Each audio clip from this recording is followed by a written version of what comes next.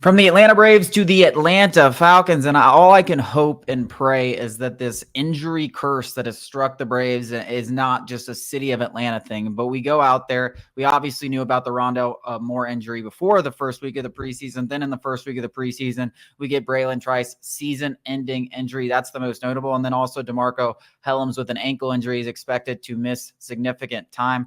For areas that we have talked about all offseason as problem areas, being the pass rush and the secondary, there wasn't a lot of depth to begin with, and then you're taking away from that depth. I think we were all really excited for Braylon Trice and what he could potentially be, and especially with Raheem Morris's success with third-round picks last year as rookie pass rushers. This is a guy who led college football in pressures and all this stuff. You thought you got a steal.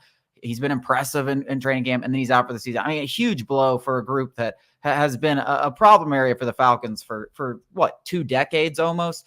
And then also DeMarco Hellams. Now you're looking at just Richie Grant, and we're bringing in Justin Simmons. Maybe something happens there, but it is kind of crazy.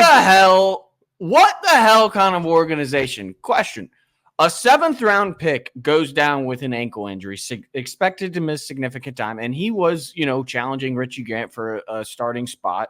What kind of organization then finally goes to a 4-time All-Pro, multiple Pro Bowler, a guy that many considered 2 years ago the best safety in the league, for whatever reason, still unemployed? I imagine he has offers, and he's just weighing those offers.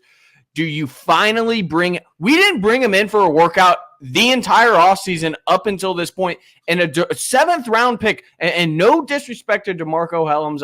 He showed some chops last year, took the starting spot from Richie Grant last year, a 2nd-round pick. So I'm not crapping on the fact that he was a 7th-round pick. That is what the team sees is like, oh, now we need to potentially go and look at and recruit the best safety on the free agent market. What the hell is that?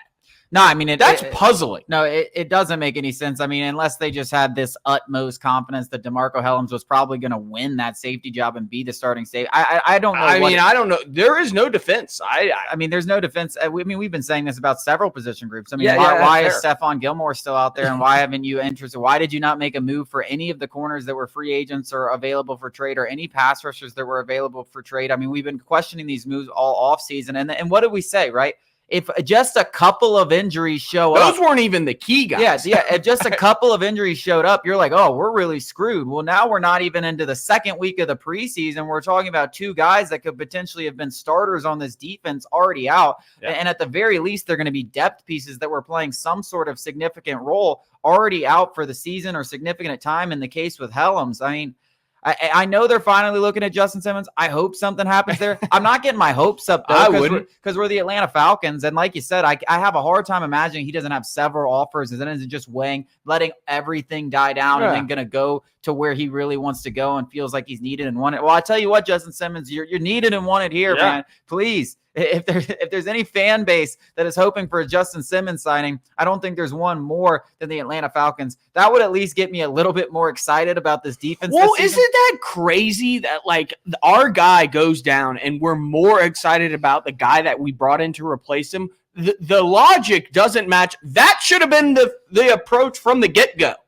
This should have been the approach from the get-go. Well, Alex, we needed $4 million to keep Taylor Heineke. And I see people talking about, the Saints have more cap space. You're an idiot. You're an idiot. And listen, I don't understand the intricacies of the NFL salary cap, but I do know that it's a lie. And that is somewhat of a joke, but you can make cap space appear out of thin air. Just ask the Saints. They've been doing it for a decade. All you do is you borrow from tomorrow, just like a credit card, and then you put it on today's. Now, eventually, do you have to pay? In theory, yeah.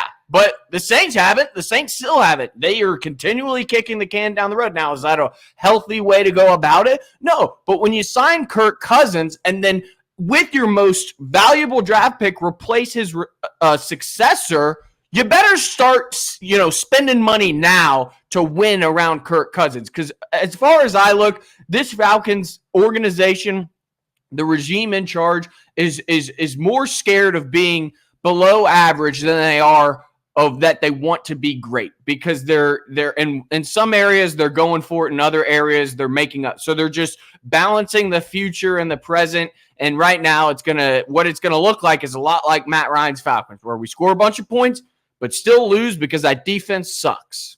Yeah, I mean, I don't know what they're going to do about Braylon Trice. I don't know. What can they do? And also talk about, I mean, and I wrote something about on the site. Go check out Sports Talk ATL. But just think about, like, we talked about how this draft class needed to be like an impact draft class immediately, right? If you want to go to that contender status, and with a very good draft class like we saw in 2016, you could really become legitimate contenders. Well, you go and draft Michael Penix, who's not going to play. You go and draft a developmental trade up into the second round to draft a developmental defensive tackle into Rook Orororo, who is going to be playing a position where you have David Onyemata, and Grady Jarrett. So him getting a ton of run this year seems pretty unlikely. Braylon Trice now out for the season. Everybody loved the Brandon Dorless trick, but he's a 4th round pick. I mean, like, let's temper expectations. Then you got a bunch. Then JD Bertrand, he's not going to play. He's going to be a special teams guy. You got 3 6th-round picks. Relying on a 6th-round pick to be an impact player, kind of wishful thinking. So you're already looking at this group and you're like, are we going to get any contributions really from the rookie class? And the answer is probably not too much. And when you were talking before the season how we needed,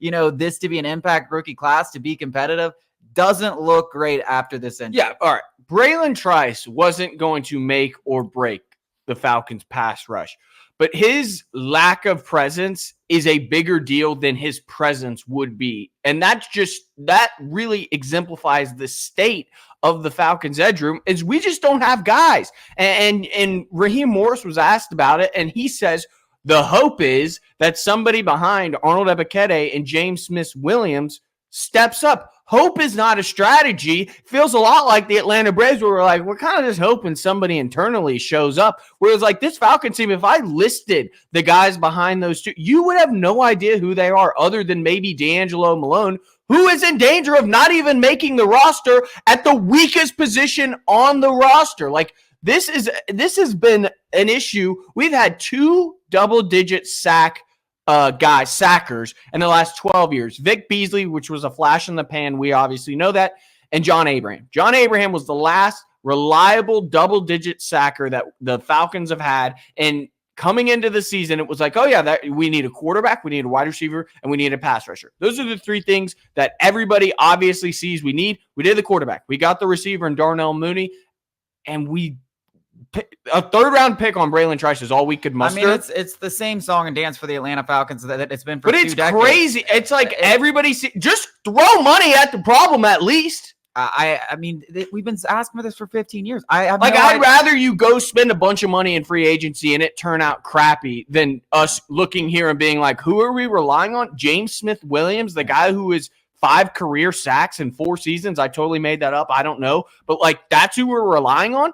Well, I mean, it's funny because it's the same things that we sit here and complain about every single year. And you'd think like, I keep thinking like, oh, new regime, like someone will finally do this, right? Someone will finally look at the Falcons' biggest problem of the last 2 decades and be like, oh, let's just try to address this thing. Kind of like we addressed the quarterback position. Like, I'm happy we went right after the quarterback position. And yes, that should have been the top priority. There's no doubt about 100%. That. But the fact that we continue to ignore what has been the biggest problem in Atlanta Falcons franchise history, really, that it is the pass rush. And it's regime after regime saying like, oh, and Jimmy Lake and Raheem Morris, man, you had a lot on your plate already. At least Dimitroff and Quinn were taking swing after swing. Yeah. I mean, 1st-round pick in Vic Beasley, 1st-round pick in Takk McKinley, that didn't work out. And, we bash them for those things. But at least they're swinging. Yeah. Well, Terry Fontenot is not even swinging. Let's go to break. We'll talk about Michael Penix after the break.